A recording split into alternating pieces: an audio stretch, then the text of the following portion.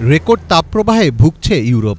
দক্ষিণ ইউরোপ জুড়ে তাপমাত্রা সর্বোচ্চ রেকর্ড স্পর্শ করেছে। এমন অবস্থায় ইতালি, ফ্রান্স, স্পেন, পর্তুগাল ও বলকান অঞ্চলে জারি করা হয়েছে রেড হিট অ্যালার্ট।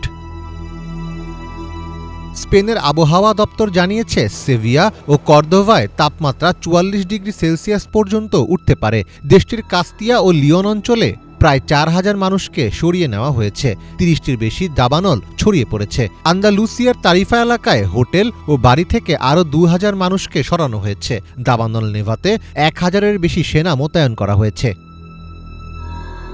একই অবস্থা ইতালিতেও। সেখানে তীব্র গরমে এক শিশু মারা গেছে। রোম, মিলান ও ফ্লোরেন্স সহ অন্তত ১০ শহরে রেড অ্যালার্ট জারি রয়েছে। প্রায় ১৯০ জন অগ্নি নির্বাপক কর্মী ও সেনা সদস্য মাউন্ট ভিসুভিয়াসে দাবানল নিয়ন্ত্রণে কাজ চালিয়ে যাচ্ছেন। এ ঘটনায় জাতীয় উদ্যানটি পর্যটকদের জন্য বন্ধ করে দেওয়া হয়েছে।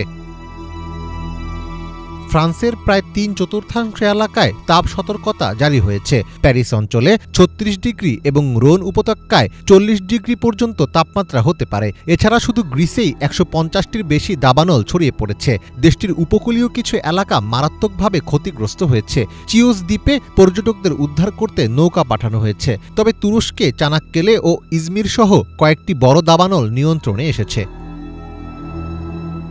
বিশেষজ্ঞরা সতর্ক করেছেন, জলবায়ু পরিবর্তনের কারণে ভূমধ্যসাগরীয় অঞ্চলের গ্রীষ্ম আরও উষ্ণ ও শুষ্ক হচ্ছে, যা দীর্ঘস্থায়ী ও তীব্র দাবানল মৌসুম তৈরি করছে।